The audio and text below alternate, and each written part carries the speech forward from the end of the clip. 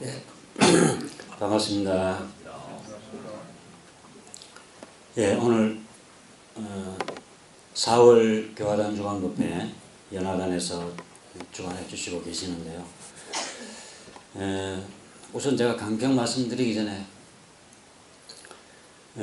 교화단 주간급회는 강연 그리고 나머지 단원들은 강연을 하지 않는 나머지 단원들은 공부담. 공부담은 뭐죠? 뭐가 공부담이죠? 평소에 내가 신앙 수행하는 이야기, 오늘 우타오님은 일기 발표를 해주셨는데 뭐 일기도 좋겠고요. 그 단원님 중에 한두 분만 선정해서 하는 게 아니라 일기 강연을 하지 않는 단원들은 다 공부담을 발표하시는 게 원칙입니다. 오늘 연화단은 사회자께서 시켜서 이렇게 뭐랄까요, 안 나오시는 분은 교무로부터 지정을 받고 싶어서 그러시겠나, 그렇지 않나. 송성현이 한번 나와보세요. 나오네, 금방 나오네. 무슨 마이크? 아니, 저기 서시면 되겠네.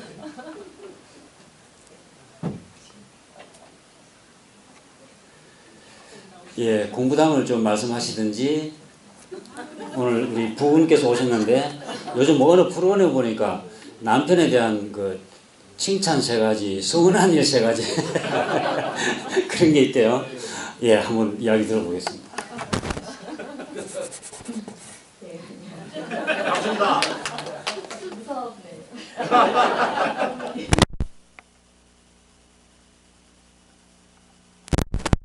둘째가 얼마 전에 육군 훈련소에 가서 훈련을 받았거든요.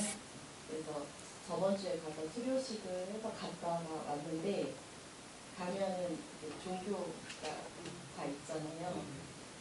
교당도 좀 가봐라 얘기를 했는데 가기 전부터 아들이 이제 정보를 다 입수를 해가지고 교회를 가야 재밌고 신난다고 그리고 어디를 가면 조급한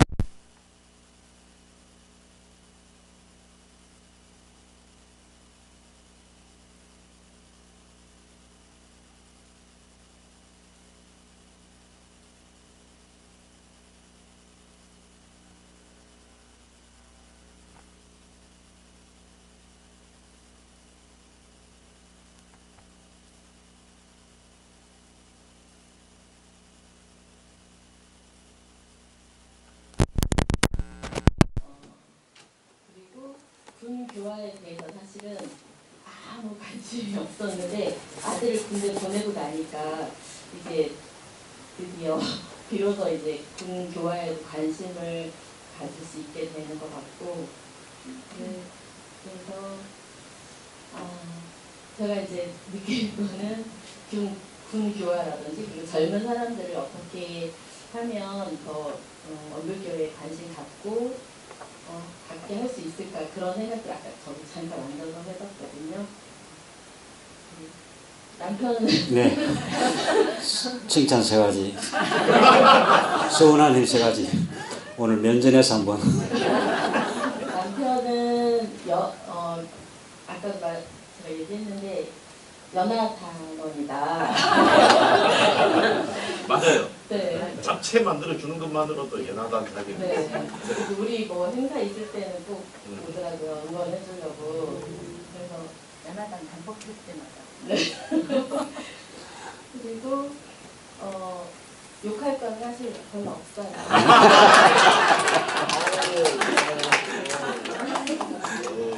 만족합니다.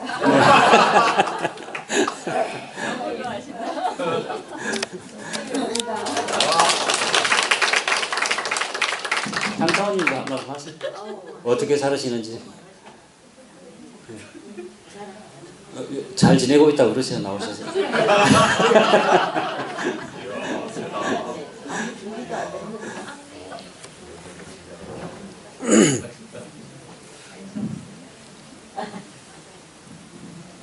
반갑습니다. 저는 뭐 준비한 것도 없고 아무것도 생각 없이 지내왔는데 하도 우리 용사님이 저 진정 부모에 대해서 자꾸 칭찬하라고 그러시더라고요. 근데 뭐 제가 칭찬할 것도 별로 없거든요. 근데 사실상 저희 친정 어머님께서 참 훌륭하셨거든요. 근데 이렇게 그 명이 짧으셔가지고 제가 17세 때 돌아가셨어요. 돌아가시고 근데 저희가 7남매 중에 제가 5번째 딸로 위는 다 위로 오빠예요. 그러는데 그 7남매를 기르시면서 정말로 훌륭하게 키우셨어요.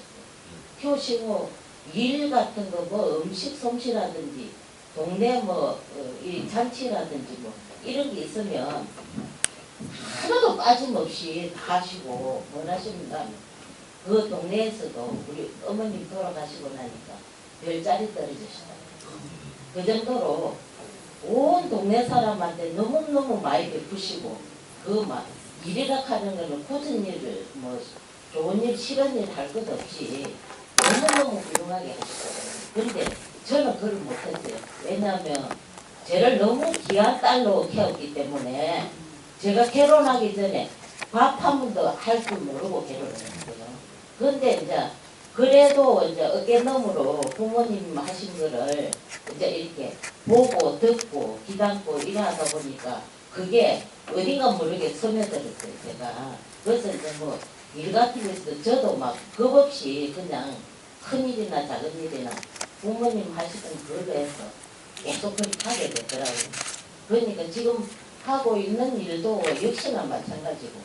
근데 뭐 이렇게 마음이 이렇게 그 부모님에 따라서 뭐든지 움직이다가 보니까 어디서 무슨 일을 하든지 좋은 일이나 안 좋은 일이나 뭐든지 내가 처했다 하는 일은 다 할 수 있다는 그 자신감이 생기더라고요.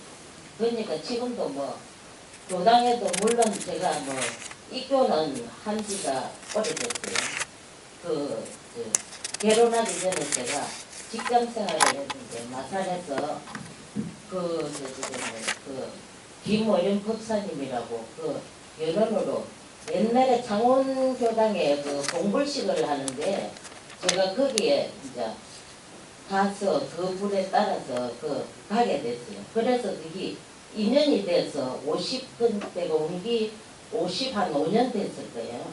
그런데 거기 가서 이제 그 봉불식에 보고 나니까 너무 오물교가 너무 좋더라고요. 그래가지고 이제 그 계기로 해서 결혼을 해서 이제 부산에 와서 부산교당에 그 옛날에 열반하신 탕타오님이라고 계셨어요. 부부장님. 그 이제 지금 먼저 이성태 그 부장님도 부모님도 계시지. 그런데 그분의 그 해서 너무 막 이제 그 옛날에 와 재래식 불땡 하는 밥이 있잖아요. 그런 거를 해서 막 공공의 활동이니 뭐 이런 거를 엄청나게 하면서 제가 막 이게 물건을 공공에서 팔면은 저 나무 가게 가서 수덕으로 물건을 떼다가 팔고 그랬어요, 옛날에. 그래 하면서 부산교당에 입교를 원기 62년도에 입교를 하면서 저희 남편이랑 애들이랑 같이 입교식을 했어요. 그래 가면서 이제 계속 부산에서 쭉 다니면서 이제 지금까지 살아왔고, 그래도 부모님의 은혜 속에서 어떻든지 제가 이렇게 여기까지 교당을 이렇게 만나서 인연이 돼서 이렇게 잘 살아가고 있습니다. 감사합니다. 시키니까 잘하시네. 맨날 교무님 시키십시오. 예, 안 시켰으면 큰일 날 뻔했어요. 또 연하단 없으세요? 운타오님도 연하단 아니세요? 운타오님 지금 안 계세요? 아, 눈치채고.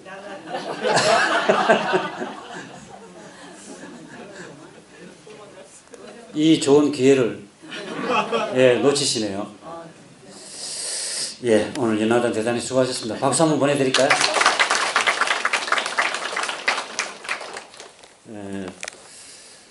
강연 오늘 삼타원 최도화 선생님에 대해서 공부하는 시간이었는데 달리 제가 더 보탤 말씀이 없습니다. 제가 알고 있는 자료도 그 정도이고 많은 자료들을 또 그러니까 이 뭐랄까요, 나와 있는 자료들을 잘 정리를 해 주셔가지고 따로 제가 또 말씀드리지 않아도 상타원님에 대해서는 충분히 이렇게 오늘 공부가 된 것 같습니다. 한 가지만 더 보충하자면 특히 상타원님은 또 신심이 그 대단하셔가지고 그 슬라이드 한 장만 한번 넘겨보시겠어요? 저 사진 혹시 기억나세요? 예, 들어봤던 사진인데 저게 위에 보면은 13년 제1회 총회 그리고 복례정사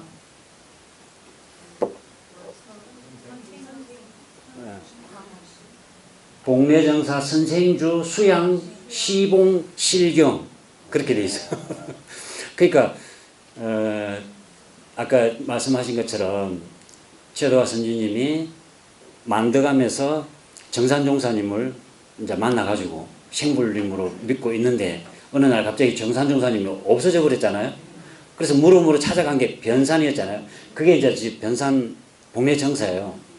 근데 그때 갔을 때 대종사님께서 그야말로 집도 하나 없고 이런 간고한 그런 시대, 그런 이제 그 실상사 이쪽 초당 하나 빌려가지고 머물고 있던 그런 때인데 지금 저 사진은 총부 사진입니다. 원기 13년도 총회하고 나서. 그러니까 대종사님 참 의식이 뭐랄까 기록에 대한 의식이라고 하셔야 되나요? 그 당시 변산에서의 그 시대가 정말 중요한 시대거든요. 교법을 초안하시고 많은 인연들을 거기서 수합하시고. 근데 그 당시에 기록된 이 사진이 하나도 없는 거예요. 해서 변산에서 함께 생활했던 제자들을 모아가지고 그냥 모여서 사진만 찍는 게 아니라 그 당시 생활상을 알 수 있게 주로 지게 계셨던 분들 많이 연출을 해낸 거예요. 그 당시 생활 모습을. 연출해가지고 다시 기록 찍어 놓으신 겁니다. 저 사진에 보면 그러니까 이제 그 최도화 스님이 그때 갔을 때만 하더라도 집도 없고 그냥 그 실상사 초당 하나 그 옆칸에 이제 이렇게 몇몇 제자들하고 있던 그런 때인데 가시면서 몇몇 사람들을 모이고 해서 이제 어느 정도 이 상주하는 사람들이 구성이 되고 그렇게 해서 집을 하나 짓자 해가지고 지금 복례정사라고 하는 곳을 이제 집을 짓게 되는데 그런 모든 걸 다 주선하고 주관하신 분이 최도화 선생님이세요. 근데 한번 생각해 보시죠. 그렇게 서울수도 가서 그 처음 그 자살하려고 하다가 어떤 비구니 스님한테 이렇게 구해져 가지고 간 게 서울이거든요. 서울에서 절에 가서 한 2년간 입산, 그러니까 머리 깎고 수도하시다가 뜻을 못 이루시고 계룡산 동학사로 가시다가 거기서도 못 이루고 다시 집으로 돌아오시고 비단장수 하다가 이제 정산종사님을 그야말로 믿고 있다가 이제 변산 그냥 꼴짝이 만덕산에서 변산까지가 길이 200리입니다. 그 200리 길을 하루 저녁에 찾아가신 거예요. 근데 그게 집도 절도 없고 정말 몇몇 촌 늙은이들이 있는데 그게 완전히 다 이제 바치시는 거예요. 참 신심이 대단하시죠. 그 사진을 잠깐 한번 보면 맨 왼쪽에 있는 분이 그 클릭 한번 더 해봐 주세요. 네, 맨 왼쪽에 있는 분이 지게지고 있는 분이 사산 오창근 스님. 오창근 스님이 항상 대종사님 옆에 모시고 다니는 분입니다. 그 옆에 있는 분이 이청풍 선지님인데 이청풍 기억나시죠? 성리품에 항명선사가 그 이제 대종사님이 도가 읽어간다 그러니까 말하지 말고 도를 읽어오라 그러니까 저구통을 밟고 그 내용 나오시죠? 그 주인공이 바로 그 이청풍 선지님이고 그 옆에가 장적조 선지님 이타원 그 옆에가 주산종사님 정산종사님 그러니까 대종사님을 좌우로 정산종사님과 주산종사님이 모시고 서 있는 사진이고요. 그야말로 대종사님의 좌측용 우백호 송씨 형제들 이 대종사님께서 세세생생 이렇게 꼴마리에 차고 다니고 싶다고 그랬었잖아요. 그 정산종사님 형제분들을. 그리고 이제 그 정산종사님 뒤편 장적조 스님 옆에가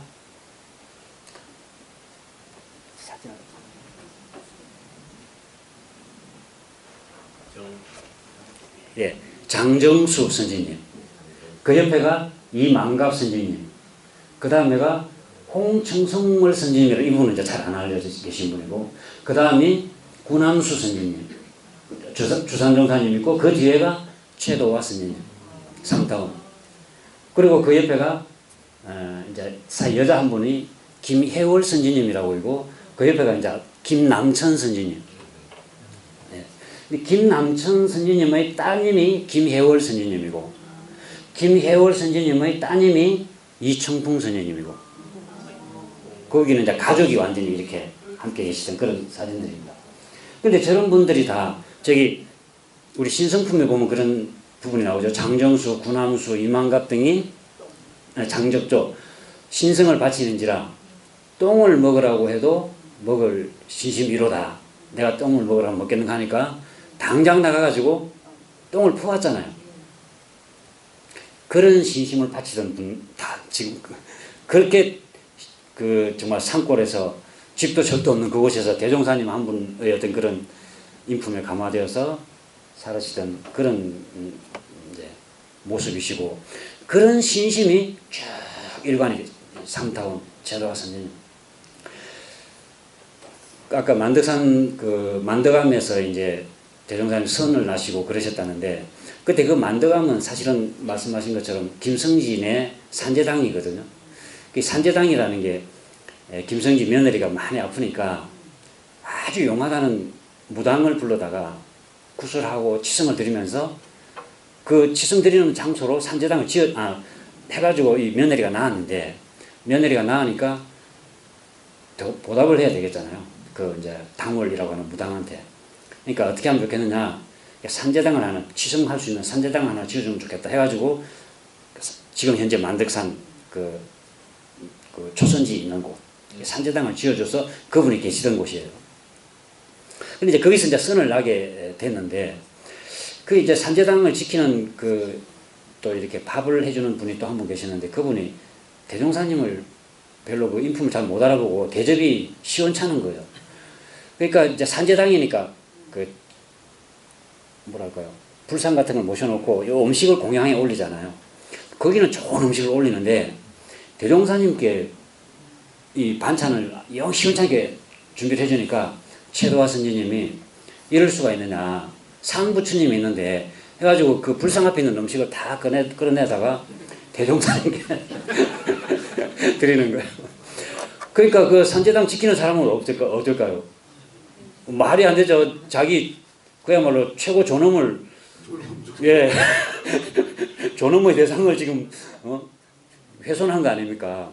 막 욕을 하고 이제 난리를 치니까 최도화 선생님이 지금 누구한테 욕을 하느냐, 큰 벌을 받으려고 그 순간에 그 산제당을 지키는 사람이 갑자기 쓰러져가지고 의식도 잃고 사지가 마비가 돼요. 그래서 이제 최도화 선생님이 그걸 보고 큰일 났다 싶어서 대종사님 살려주십시오 해가지고 이제 대종사님이 이렇게 만져서 살렸는데, 아무튼 뭐 그 뒤로 죽지는 않겠다 그러시고 뭐 평생을 반신불수로 살았다는 이야기도 있고 그렇습니다. 어쨌든 대종사님께라 그러면 모든 걸 다 바쳤던,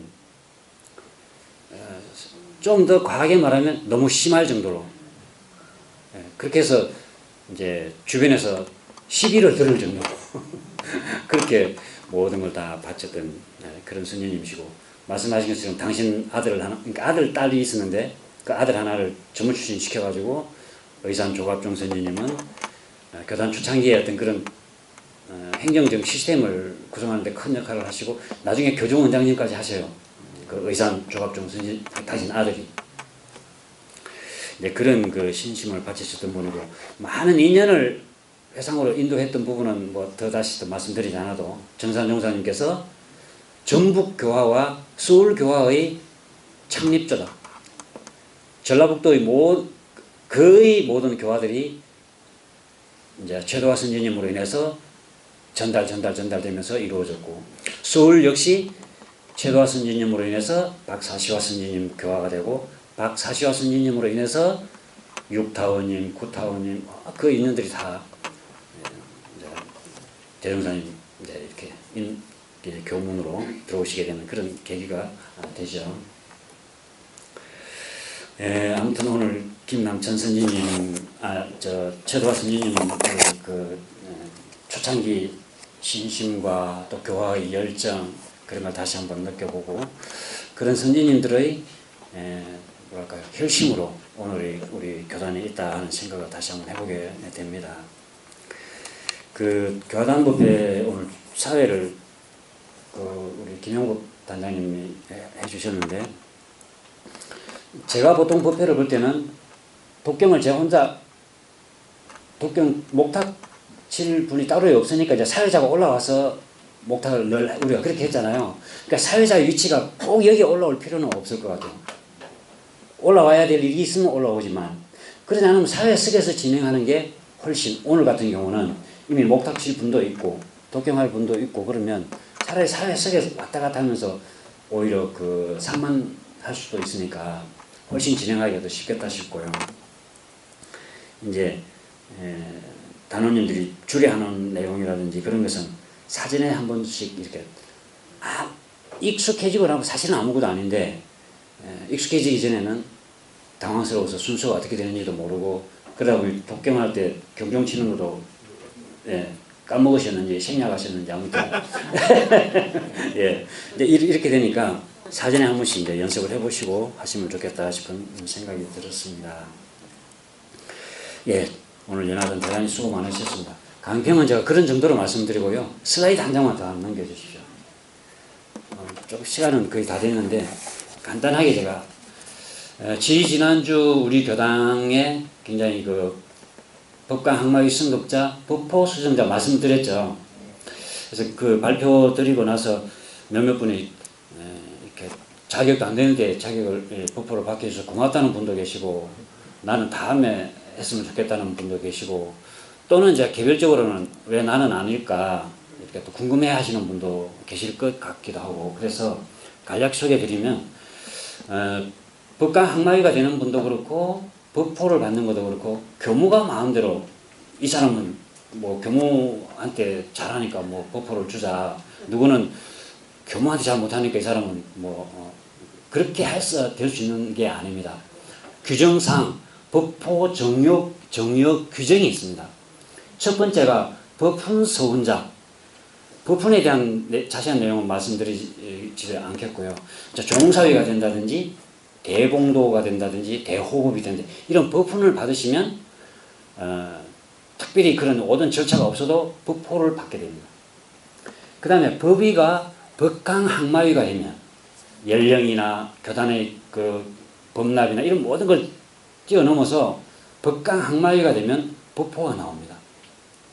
근데 이제 물론 법강 학마위가 되기 위해서는 일정 시간이 물론 있어야 되죠. 이게 되지만 어쨌든 그 법포를 받을 수 있는 자격이 그렇고 두 번째는 법위가 법마 상정급 그리고 연령이 50세 이상 원성적이 정 3등 이상 법납이 20년 이상 법납은 입교한 이후의 시간이죠. 20년 이상 이거나 또 법위 등급이 법마 상정급이고 연령이 60세 이상이고 사업 성적이 정 5등 이상이거나 또 법위가 정식 특신급이고 연령이 60세 이상이고 사업 성적이 정 1등 이상 또 교당 창립 유공자라면은 연령이 60세이시고 법납이 20년 이상이면 교당 창립에 특별한 공을 세우시면 법호를 드리는 그런 공적 교단에서 표현하는 하나의 공적이니까요. 공적에 대한 표현이니까요.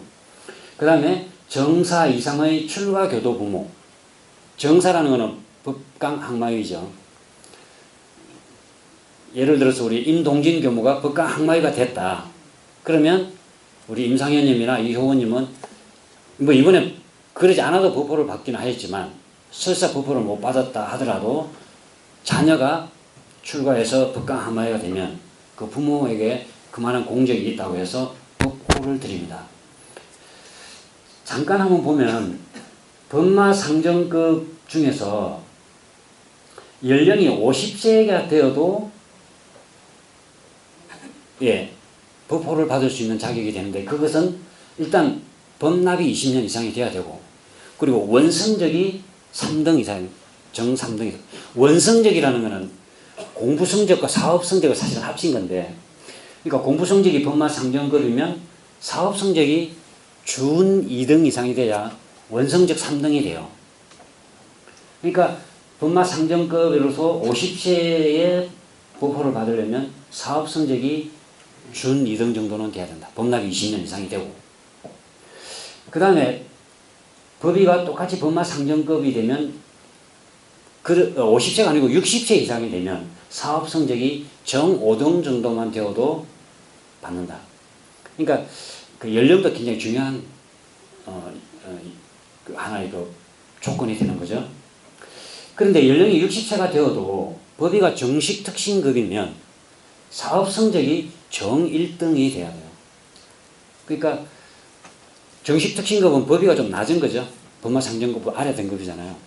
그러니까 법의가 좀 낮아도 사업 성적이 높으면 보포가 받을 수 있고, 또는 법의가 사업 성적은 좀 낮아도 사업 정 5등이 되어도 법의가 법마 상정급이 되면 보포를 받을 수 있다. 참고로 어느 정도 가면은 사업 성적 정 1등이면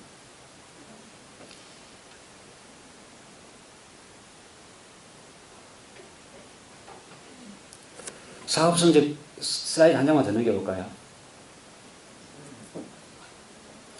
위에 정 5등을 한번 보십시오. 지금 사업 성적에 대한 등급인데, 전무 출신으로서 2년 이상 근무하면 그 근무 성적으로 사업 성적이 정 5등이 됩니다. 그 다음에 제가 교도로서 임원으로 5년 이상 충실하게, 임원이라는 것은 회장, 회장단, 단장, 중앙, 뭐 이거 임원을 말합니다. 5년 이상 충실하게 성적을 근무 성적에 해서 5년을 받게 되면 정 5등이 됩니다. 그 다음에 교도로서 10점 이상의 물질을 이상하면 정 5등이 됩니다. 물질을 이상하는 것도 굉장히 중요하죠. 우리 교단의 발전에는. 10점이라는 게 어느 정도 되는지 아세요? 1점이 100만 원입니다. 아니, 이 규정이 발효되었을 때 그 이후로는 물가 상승률에 따라서 1점에 대한 그 금액이 조금씩 늘어나면 나겠죠. 그러니까 지금 몇 년 전, 지금은 아마 1점이 한 130만 원 정도 될 겁니다. 그것이 10점 이상이면 정 5등이 되는 거예요. 그러면 얼마나 되죠? 10점이라면 한 100만 원, 한 400만 원 정도 될까요? 5년 이상 단장 중앙 역할을 충실하게 잘하면 그 정도 성적으로 인정해준다. 그런 뜻과도 되겠죠? 그러면 한 장 더 슬라이드 넘겨보십시오. 아까 특신급에서 부포를 받으려면 정 1등이 돼야 된다 그랬죠? 정 1등은 전무 출신으로서 19년 이상 근무를 해야 정 1등이 될 수 있고, 사업 성적이, 또는 교도로서 160점 이상의 물질 이사를 해야 됩니다. 160점이면 얼마일까요? 2억 정도. 2억 정도 되나요? 예. 그러니까 정식 특신급에서 부포를 받으려면 한 2억 정도의 물질 지사를 하게 되면 부포를 받을 수 있는 공적으로 인정한다. 반면에 법마 상정급으로서는 아까 100한 30만 원? 예, 그 정도면. 근데 그 130만 원 속에는 꼭 돈으로 낸 것도 있고, 앞서 말씀하신 것 단장, 중앙, 뭐 본공회 이런 임원으로 활동하는 그 성적도 같이 합산이 되는 거예요. 예. 예, 교단에서는 그렇게 영육, 상전, 이사, 병행 그런 정신에서 공부 성적과 사업 성적을 아울러서 공적을 이렇게 인정을 하고 있고, 거기에 따라서 이제 법호도 정의를 해준다. 근데 중요한 것이 여기서 지금 법이잖아요. 사업은 이제 물질적인 역량에 따라서 교단에 이제 그 시사를 하게 되면 그런 이제 성적이 되고, 또는 근무 성적, 임원으로서, 또는 임원이 아니어도 교화 활동 보조 성적이라는 게 있어요. 순교하는 데 많이 다니신다든지 봉사활동 많이, 그런 것들은 교화 활동 보조 성적으로 이렇게 올려드리고, 그렇게 해서 이제 사업 성적은 이제 이루어지는데, 공부 성적을 한번 보면 슬라이드 한 장만 더 넘겨봐 주십시오. 각 법의 등급 승급하는 조건이 기본적으로 있습니다.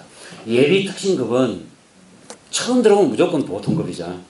근데 거기서 예비 특신급이 되기 위해서는 입교 후에 1년 이상이 되어야 되고 교도 정기 훈련을 1회 이상 이수를 해야 됩니다. 3년 동안에 우리 법의사는 3년에 한 번씩 하니까. 그리고 교도 사종 의무를 이행하려고 노력하고 그 다음에 예비 특신급에서 정식 특신급이 되기 위해서는 다시 예비 특신급에서 3년 이상이 되어야 됩니다. 3년을 넘어가야 됩니다. 그리고 교도 정기 훈련을 그 3년 내에 다시 또 1회 이상을 해야 되고 그리고 교도 사종 의무를 거의 대체로 실행해야 되고 슬라이드 하나 더 넘겨볼까요? 그 다음에 정식 특신급이 되면 예비 분마 상정급으로 올라가게 되는데 예비 분마 상정급이 되기 위해서는 역시 정식 특신급에서 또 3년 이상이 돼야 돼요. 그리고 교도 정기 훈련을 3년 동안에 2회 이상을 이수를 해야 됩니다. 그리고 교도 사종 의무를 꾸준히 실행해야 되고 다시 예비 분마 상정급에서 정식 분마 상정급이 되기 위해서는 예비 분마 상정급에서 6년 이상을 꾸준히 신앙 수행을 해야 됩니다. 그리고 교도 정기 훈련을 역시 2회 이상을 이수를 해야 돼요.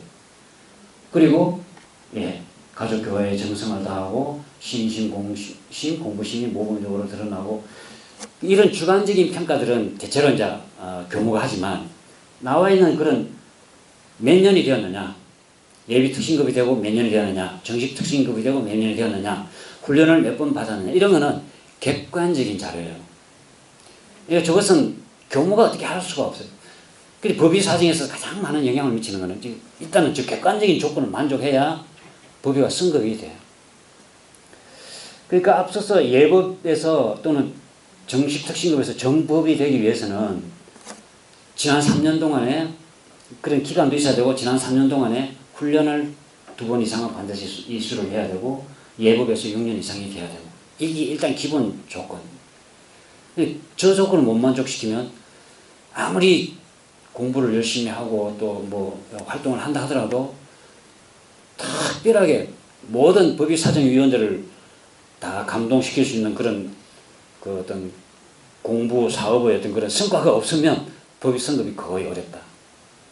네, 그렇다는 말씀을 드리고 우리 교당에도 사실은 연륜으로 보거나 모든 면으로 볼 때는 법호를 받을 만한 그런 연륜이 되었고 기간도 되고 그런데도 불구하고 법호가 이번에 수정되지 않으신 분은 지금 이 법의가 그리고 법의가 제대로 되지 않은 부분은 훈련이 영향이 많이 큽니다.